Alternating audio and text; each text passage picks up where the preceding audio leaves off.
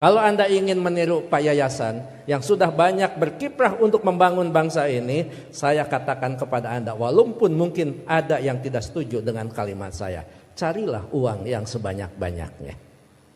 Kenapa? Ini bangunan dibangun dengan uang.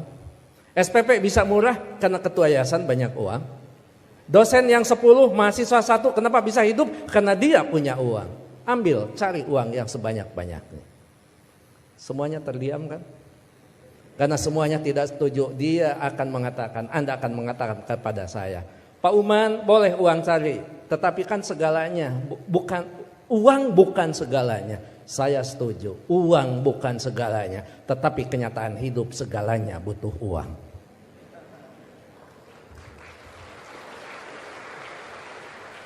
Gak mungkin beribadah haji kalau tidak punya uang.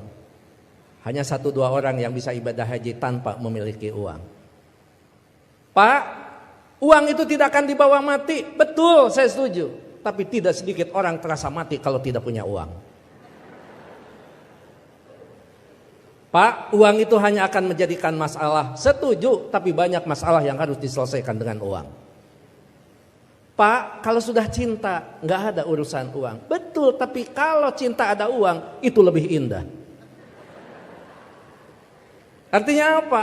Kita bukan memandang enteng tentang uang, yang terpenting cari uang yang sebanyak-banyaknya dengan cara yang halal, dengan cara kejujuran, dengan tidak menyalahgunakan kewenangan, maka baru di situ dikatakan uang akan tepat berada di orang yang tepat, maka uang itu hakikatnya akan menjadi keberkahan bagi semua umat. Itu yang terpenting. Kenapa saya bicara begini? Karena saya tahu di hadapan Bapak Direktur Pendidikan Tinggi Agama. Iya, betul kan? Biar suatu saat saya diundang ke Kementerian Agama.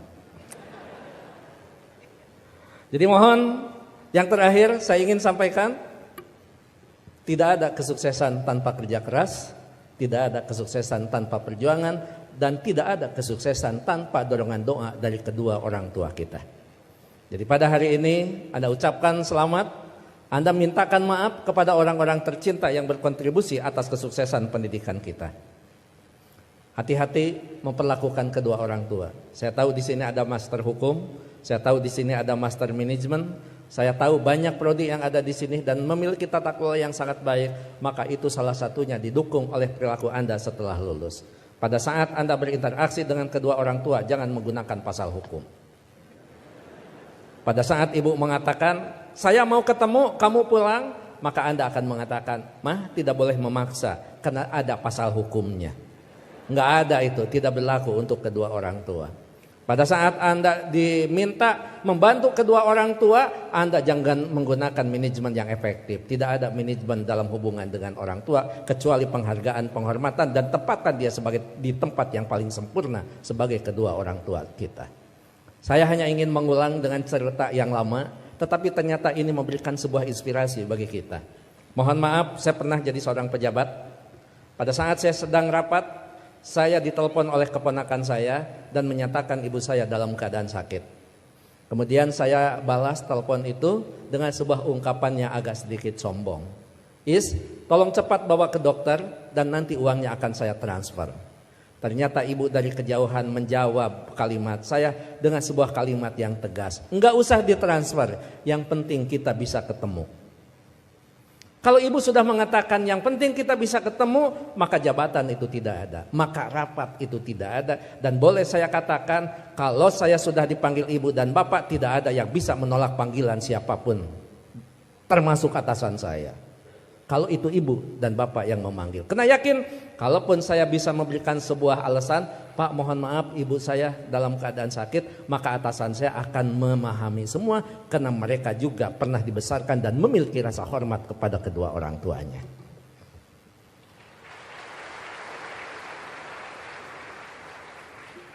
Pukul 8:30 malam saya pulang. Dan saya sama seperti Anda, mungkin saya lebih kampung daripada Anda yang hari ini di wisuda. Saya tidak dilahirkan di tengah kota, saya dilahirkan di kaki Gunung Papandayan yang sekarang terkenal dengan tempat wisata Kawah Papandayan. 3 jam saya sampai di rumah, 11:30 saya sampai di rumah. Ternyata ibu dalam keadaan segar bugar, tetapi saya tidak menunjukkan perasaan suudon kepada ibu. Kenapa? Ternyata di situ ada hikmah. Bagi seorang ibu dan bapak dalam keadaan sakit, kemudian dia menunggu anaknya terkasih dan tersayang, maka pada saat dia bertemu, maka kehadirannya lebih mujarab daripada obat yang diberikan oleh seorang dokter. Catat itu. Ibu tidak hanya menunjukkan segar dan bugar, tapi ibu juga tetap memperhatikan kesukaan makanan anaknya. Saya dimasakkan sayur kacang merah, saya digorengkan asin peda, saya dibuatkan sambal terasi, dan saya juga dibakarkan pete. 11:30 malam, coba bayangkan ada sayur kacang merah, nasi putih, bakar pete, dan belum peda ditambah sambal terasi. Boleh dibayangkan setelah wisuda. 11:30 malam saya disuguhi makanan itu, maka tidak ada kalimat yang bisa diucapkan kepada ibu selain mengucapkan terima kasih. Padahal saya tidak biasa makan malam, kecuali makan nasi di waktu malam. Ya saya makan. Saya tidak pernah mengatakan, "Amah, ngapain masak? Kan kata dokter paling tidak 3 jam sebelum tidur kita boleh makan." Ini mau tidur 11:30, ngapain masak? Bagaimana perasaan ibu pada saat seorang anak yang dia tunggu, yang dia masakan, kemudian anak berargumentasi dengan sebuah ilmu di mana ibu tidak paham tentang ilmu itu. Menyakitkan. Iya, saya makan dan saya berdoa mudah-mudahan ini jadi obat. Begitu saya lirik dari sudut mata saya, ibu kelihatan bahagia. Kenapa? Makanan yang dia pasak itu betul-betul dimakan oleh anaknya. Begitu selesai makan, saya mengatakan kepada ibu, "Amah, mohon maaf, ini makanan sangat enak, terima kasih. Tapi mohon maaf besok tidak akan pulang siang karena ada pekerjaan yang tersisa. Kemungkinan saya pulang sebelum sholat subuh." Ibu dengan bijak mengatakan, "Enggak apa-apa. Yang penting kita sudah ketemu. Sok istirahat." Saya sambil dituntun dibawa ke kamar. Setelah di kamar saya diselimuti. Ibu lupa kalau anaknya adalah seorang profesor. Ayo tepuk tangan. Itulah ibu.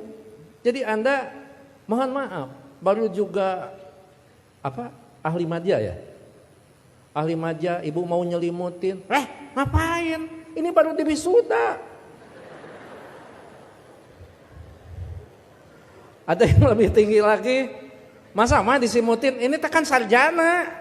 Nggak ada di depan orang tua itu. Jangankan ahli madya, sarjana, master, doktor, seorang profesor di hadapan ibu, di hadapan bapak, tetap kita adalah seorang anak yang perlu menghormati mereka.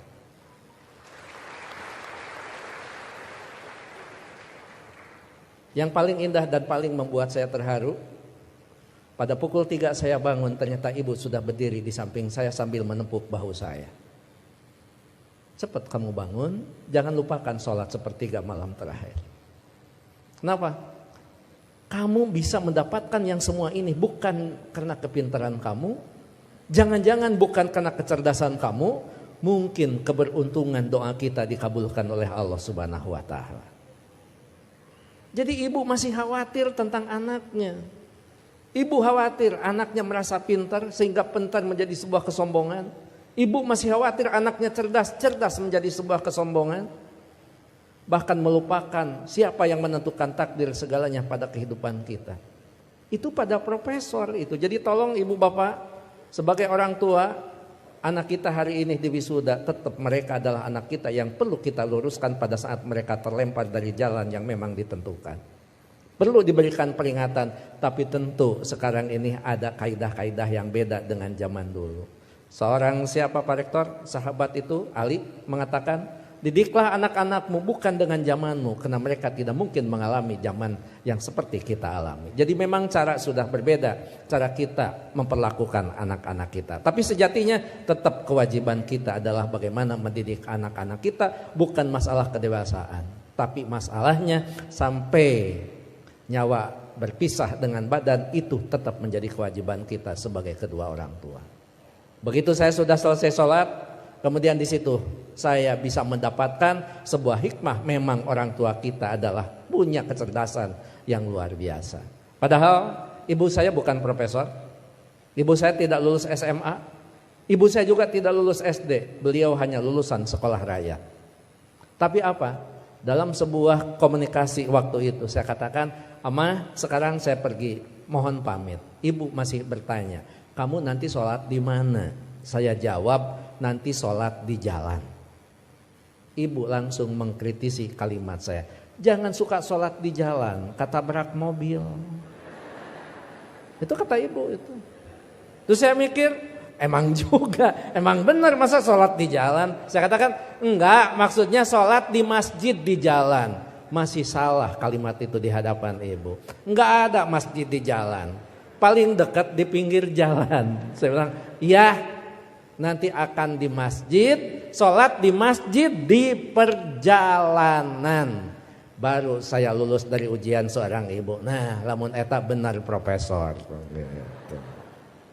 Dan yang terakhir, saya mohon maaf tadi malam tidak transfer karena Amah mengatakan tidak boleh transfer, tidak usah transfer, sehingga saya tidak transfer. Disitulah kecerdasan ibu luar biasa. Iya, nggak apa-apa. Ngapain harus transfer ke seorang ibu? Mana? Ibu lebih cerdas daripada seorang profesor. Oleh karena itu tentu saya berharap sekali lagi, kalau kita mau sukses, berbaiklah kepada guru, kepada orang tua kita. Kalau kita mau sukses, jangan pernah Anda melupakan karena kesuksesan kita adalah jerih payah dan hasil pemikiran kedua orang tua kita, termasuk guru-guru kita. Mudah-mudahan orang tua kita yang sekarang masih ada tetap diberikan kesehatan, diberikan usia yang panjang, tetap mampu membina dan membimbing anak-anaknya sampai menjadi investasi yang terbaik bagi keduanya. Bagi orang tua kita yang sudah tidak ada, termasuk kedua orang tua saya, mudah-mudahan senantiasa mendapat tempat yang terbaik di sisi Allah Subhanahu wa taala. Amin. Saya pikir itu Pak Rektor, Pak Ketua Yayasan, hadirin Sivitas Akademika Unpam yang saya hormati. Mohon maaf kalau sambutan saya agak sedikit panjang karena saya tadi mengimbangi Pak Rektor sangat panjang, kemudian Pak Ketua Yayasan sangat pendek, maka saya setengah panjang dan setengah pendek. Mohon maaf tidak bisa mengikuti wisuda sampai akhir karena saya harus mengejar waktu ke Tasikmalaya Pak Rektor. Apapun tadi yang dibicarakan oleh Pak Warek sudah dibicarakan dengan Pak Warek dan Pak Ketua Yayasan. Begitu juga kepada Pak Direktur, saya mohon pamit. Anggap saja kalau di Kementerian Agama kan tidak aneh, anggap saja saya penghulu. Penghulu biasanya kalau sudah menikahkan ijab qabul dinyatakan sah, penghulu biasanya pamit diri dan tidak perlu menunggu sampai resepsi. Terakhir, saya tidak akan membacakan pantun, tapi ini ulangan dari wisuda bulan kemarin karena setiap bulan Unpam wisuda, bahkan Unpam setiap wisudanya juga tidak bisa diganggu karena hari Minggu. Jadi saya tidak bisa menolak undangan Unpam. Gitu. Anda hanya tahu saja yang wisudawan wisudawati. Saya ini mantan aura kasih. Sekian dan terima kasih. Assalamualaikum warahmatullahi wabarakatuh.